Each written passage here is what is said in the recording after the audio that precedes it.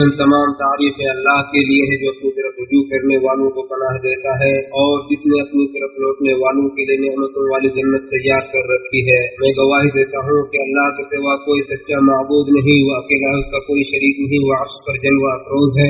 اور میں گواہی دیتا ہوں کہ محمد صلی اللہ علیہ وسلم اس کے بندے اور رسول ہے، جو نہ تو گمراہ ہوئے اور نہ بھٹکے، اور جنہوں نے اپنی خواہش نفس سے کچھ بھی نہیں بولا بلکہ ان کی ہر بات آسمان سے نازل شدہ وحی ہے۔ پیغام پہنچا دیا، امانت ادا کر دی، امت کی خیر خواہی کی اور انہیں تقوی اختیار کرنے کا حکم دیا۔ درود و سلام نازل ہو ان پر، ان کے آل و اصحاب پر اور ان لوگوں پر جو نیکی کے ساتھ ان کی پیروی کرتے ہیں اور اپنے نفس و خواہشات سے روکے رکھتے ہیں۔ حمد و صلات کے بعد یقیناً سب سے بہتر بات اللہ تعالیٰ کا نازل کردہ کلام ہے، سب سے بہتر طریقہ محمد بن عبداللہ کا طریقہ ہے، سب سے بری بات دین میں نئی بات ایجاد کرنا ہے، ہر بدعت گمراہی ہے اور ہر گمراہی کا ٹھکانہ جہنم ہے۔ اللہ کے بندو، میں آپ کو اللہ کا تقوی اختیار کرنے کی وصیت کرتا ہوں، کیونکہ تقوی کے بغیر کوئی خوش بختی نہیں اور اپنے آقا کی اطاعت کے بغیر کوئی کامیابی ممکن نہیں۔ پھر یہ بات جان لیں کہ اللہ تعالیٰ کی اطاعت سب سے بہتر مال غنیمت اور کمائی ہے اور اس کی رضامندی سب سے بہتر نفع اور مقصود ہے۔ جنت ناپسندیدگیوں سے گھری ہوئی ہے اور جہنم خواہشات سے گھرا ہوا ہے،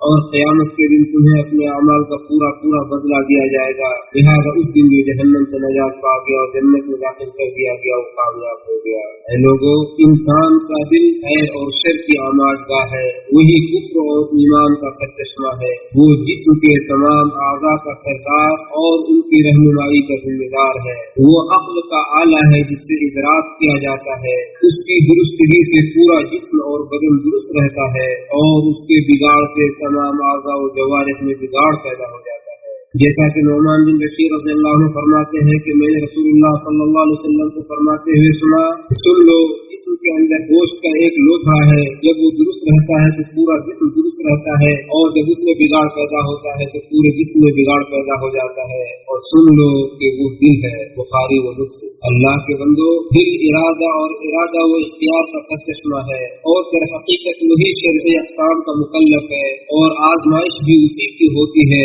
اسی پر اعمال کی قبولیت، حساب اور ثواب و عقاب کی بڑھوتری کا دار و مدار ہے۔ جیسا کہ عمر بن خطاب رضی اللہ عنہ سے روایت ہے کہ رسول اللہ صلی اللہ علیہ وسلم نے فرمایا، اعمال کا دار و مدار نیت پر ہے، اور ہر شخص کو وہی ملے گا جس کی وہ نیت کرتا ہے، اسے بخاری اور مسلم میں روایت کیا ہے۔ لہذا نیت کی نیکیوں میں اضافے کا باعث ہے۔ اللہ تعالیٰ خیر کی نیت کرنے پر ثواب دیتا ہے، جبکہ برائی کی نیت پر مواخذہ نہیں کرتا ہے، جیسا کہ ابو ہریرہ رضی اللہ عنہ سے روایت ہے کہ رسول اللہ صلی اللہ علیہ وسلم نے فرمایا، جو شخص نیکی کا ارادہ کرتا ہے لیکن اسے انجام نہیں دے پاتا ہے تو اس کے لیے ایک نیکی لکھ دی جاتی ہے، اور جو شخص کسی نیکی کا ارادہ کرتا ہے اور اس کو انجام دیتا ہے تو اس کے لیے 10 سے لے کر 700 گنا تک نیکی لکھی جاتی ہے، اور جو شخص کسی برائی کا ارادہ کرتا ہے اور اس کو انجام نہیں دیتا ہے تو اسے نہیں لکھا جاتا ہے، اور اگر وہ اس کو انجام دے دیتا ہے تو تب اسے لکھا جاتا ہے، اسے مسلم نے روایت کیا ہے۔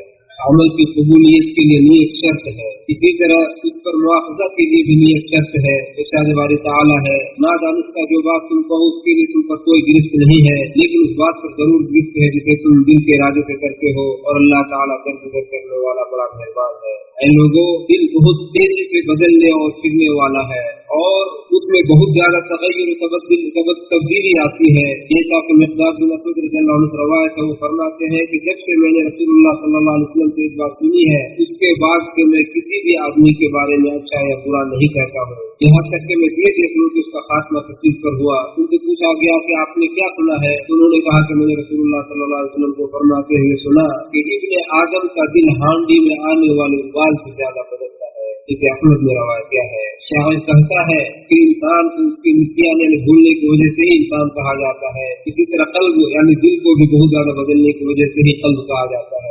اللہ کے بندو، اللہ تعالیٰ فتنے اور آزمائش کے وقت دلوں کو آزماتا ہے۔ اگر انسان داخلی طور پر اپنے اور اللہ کے درمیان تعلقات میں سچا ہوتا ہے تو اللہ تعالیٰ اسے ثابت قدمی عطا فرماتا ہے اور اسے دنیا و آخرت کی سعادتوں سے نوازتا ہے۔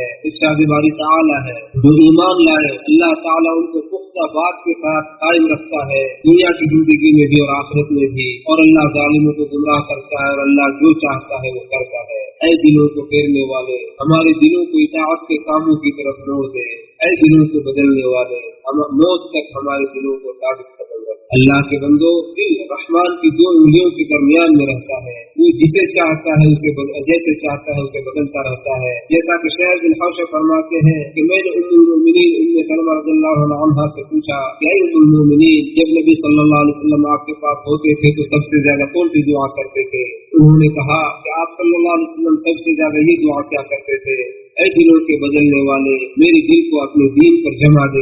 وہ کہتی ہے کہ میں نے کہا اے اللہ کے رسول، کیا بات ہے کہ آپ سب سے زیادہ یہ دعا کرتے ہیں، اے دلوں کے بدلنے والے، میرے دل کو اپنے دین پر جما دے. تو رسول اللہ صلی اللہ علیہ وسلم نے فرمایا کہ اے ام سلمہ، ہر انسان کا دل اللہ تعالیٰ کی انگلیوں میں سے دو انگلیوں کے درمیان رہتا ہے، وہ جسے چاہتا ہے ثابت قدم رکھتا ہے، جسے چاہتا ہے ٹیڑھا کر دیتا ہے. اسے دل نشین روایت کیا ہے. اے ہمارے رب، ہمیں ہدایت دینے کے بعد ہمارے دلوں کو ٹیڑھا نہ کر دینا اور ہم پر اپنی طرف سے رحمت عطا فرما. یقیناً تو ہی سب سے زیادہ بڑا عطا کرنے والا ہے. اے لوگوں، دلوں کی دیکھ ریکھ و نگہداشت، تربیت و تزکیہ اور نگرانی کرنے کی شدید ضرورت ہے. اسی لیے نبی صلی اللہ علیہ وسلم نے حسین بن منذر رضی اللہ عنہ سے فرمایا کہ تم یہ دعا پڑھا کرو، اے میرے اللہ، تو مجھے رشد و ہدایت عطا فرما اور مجھے میرے نفس کی برائی سے محفوظ فرما. اور نبی صلی اللہ علیہ وسلم ہر خطبۃ الحاجہ میں یہ کہا کرتے تھے، اور ہم اپنے نفس کی برائیوں سے اللہ کی پناہ چاہتے ہیں. لہذا دلوں کی اصلاح اور نفس کے تزکیہ کی کوشش کرے، کیونکہ جو اپنے باطن کی اصلاح کر لیتا ہے اللہ تعالیٰ اس کے ظاہر کو درست کر دیتا ہے، اور جو اپنے اندرون کو درست کر لیتا ہے اللہ تعالیٰ اس کے بیرون کو درست فرما دیتا ہے. جیسا کہ ابو ہریرہ رضی اللہ عنہ سے روایت ہے کہ رسول اللہ صلی اللہ علیہ وسلم نے فرمایا کہ اللہ تعالیٰ تمہارے جسموں کو نہیں دیکھتا، نہ تمہاری شکلوں کو دیکھتا ہے، لیکن تمہارے دلوں کو دیکھتا ہے.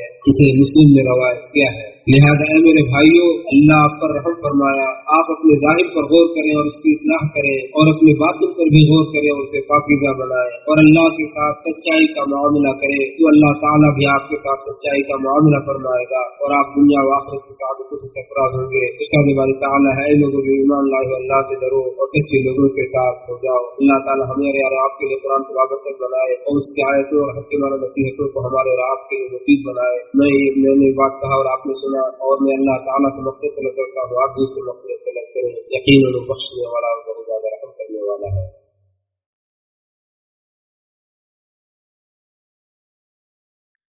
یقیناً تمام تعریفیں اللہ کے لیے ہے جس نے انسان کو پیدا کیا اور اسے عزت بخشی، اسے عقل سے نوازا اور شرف و فضیلت عطا کی، اسے ادراک کی نعمت سے سرفراز کر کے مکلف کیا اور علم سے نوازا. پاک ہے وہ ذات جس نے انسانوں کو بنایا اور اسے برابر کیا، اور بابر کرتے اللہ کی ذات تمام پیدا کرنے والوں میں سب سے بہتر ہے. اے لوگوں، دل کی سختی اور غفلت سب سے بڑی مصیبت ہے. اس سے دل مردہ ہو جاتا ہے اور جس کی وجہ سے ہر خیر اور بھلائی کا کام اس سے چھپ جاتا ہے اور اسے منزل مقصود تک پہنچنے سے روکتی ہے. اس کی وجہ سے دل زنگ آلودہ ہو جاتا ہے اور خیر اور ایمان سے محروم ہو کر پھر فسق و فجور اور نافرمانی کی طرف مائل ہو جاتا ہے. ارشاد باری تعالیٰ ہے، اور جان لو کہ تم میں اللہ کے رسول موجود ہے. اگر اکثر معاملات میں تمہاری باتیں مان لیا کرے تو تم مصیبت میں پڑ جاؤ، لیکن اللہ نے تمہیں ایمان کی محبت دی اور اس محبت کو تمہارے دلوں میں سجا دیا اور کفر و عناد اور نافرمانی سے نفرت پیدا کر دی. ایسے ہی لوگ ہدایت یافتہ ہیں. دوسری جگہ اللہ تعالیٰ فرماتا ہے کہ آج تک ایمان والوں کے لیے وقت نہیں آیا کہ ان کے دل ذکر الہی سے اور جو حق اتر چکا ہے اس سے نرم ہو جائے اور ان کی طرح نہ ہو جائے جنہیں ان سے پہلے کتاب دی گئی تھی. پھر جب زمانہ دراز ہو گیا تو ان کے دل سخت ہو گئے اور ان میں بہت سے لوگ فاسق ہیں. اللہ کے بندوں، کبھی دل بیمار ہوتا ہے، کبھی وہ مردہ ہو جاتا ہے اور کبھی بہت زیادہ سخت ہو کر پتھر بلکہ اس سے بھی زیادہ سخت ہو جاتا ہے. ارشاد باری تعالیٰ ہے، پھر تمہارے دل سخت ہو گئے، اتنے سخت جیسے پتھر ہوں یا ان سے بھی زیادہ سخت. اور جب دل سخت ہو جاتا ہے تو اثر پذیری اور نصیحت کے راستے مسدود ہو جاتے ہیں اور دل علاج کے لیے آمادہ نہیں ہوتا، نہ ہدایت قبول کرتا ہے اور نہ حق بات کی طرف کان بھرتا ہے.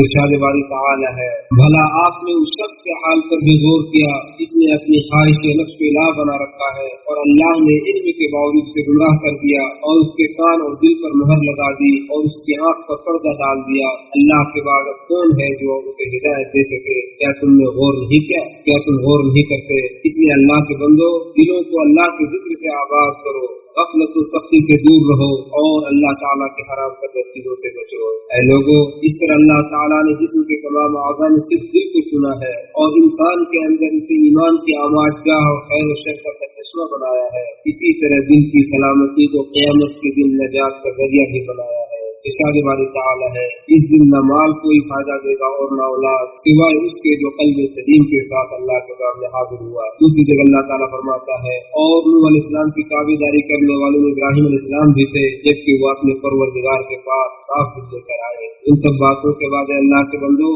عقل مند وہی ہے جو اپنے نفس پر غور کر کے اس کا محاسبہ کرے اور موت کے بعد کی زندگی کے لیے عمل کرے، اور عاجز انسان وہ ہے جو اپنے نفس کو اپنی خواہشات کے پیچھے بے لگام چھوڑ دے اور اللہ تعالیٰ سے امیدیں مانگے۔ اس لیے اپنے نفس کا محاسبہ کرو قبل اس کے کہ تمہارا محاسبہ کیا جائے، اس کو تولو قبل اس کے جو خود تمہارا وزن کیا جائے، کیونکہ یہ بات زیادہ آسان ہے کہ کل کے حساب سے پہلے آج تم اپنے نفس کا محاسبہ کر لو اور اللہ کے سامنے سب سے بڑی پیشی کے لیے اپنے آپ کو مزین کر لو۔ جس دن تم اللہ کے سامنے پیش کیے جاؤ گے اور تمہاری کوئی چیز پوشیدہ نہیں رہے گی۔ اللہ کے ایمان کو ہمارے لیے محبوب کر دے اور ہمارے دلوں کو اس سے مزین کر دے اور کفر اور فسوق کو ہمارے ناپسندیدہ کر دے۔ اے اللہ اے دلوں کو پھیرنے والے ہمارے دلوں کو اپنے دین پر کی طرف پھیر دے۔ اے اللہ اے دلوں کو بدلنے والے ہمارے دلوں کو اپنی اطاعت کی جانب پھیر دے۔ اے اللہ تو ہمارے دلوں کو ہدایت دینے کے بعد ٹیڑھا نہ کر۔ اے اللہ تو ہدایت دینے کے بعد ہمارے دلوں کو ٹیڑھا نہ کر اور اپنی طرف سے رحمت عطا فرما، یقیناً تو بہت زیادہ عطا کرنے والا ہے۔ اے اللہ تو اسلام اور مسلمانوں کو غلبہ عطا فرما اور اپنے موحد بندوں کی مدد فرما۔ اے اللہ تو اس ملک کو امن و امان کا گہوارہ بنا دے، بقیہ تمام مسلم ممالک کو بھی امن و امان کا گہوارہ بنا دے۔ اے اللہ تو ہمیں اپنے وطنوں میں امن و امان نصیب فرما اور ہمارے حکمرانوں اور بادشاہوں کی اصلاح فرما۔ اے اللہ تو ہمارے حاکم وقت خادم حرمین شریفین کو اپنی توفیق کی مدد فرما اور انہیں اپنی طرف سے خصوصی مدد فرما اور انہیں صحت و عافیت عطا فرما۔ اے رب العالمین اے اللہ تو ان کو اور ان کے ولی عہد کو اپنی پسندیدہ کام کی توفیق عطا فرما۔ اے دعاؤں کے سننے والے اے اللہ تو ہماری دعاؤں کو قبول فرما، یقیناً تو سننے والا جاننے والا ہے، تو ہماری توبہ قبول فرما، یقیناً تو توبہ قبول کرنے والا اور رحم کرنے والا ہے۔ اے اللہ تو محمد صلی اللہ علیہ وسلم محمد اور ان کے آل و اصحاب پر اور تمام آل و اصحاب پر درود و سلام نازل فرما۔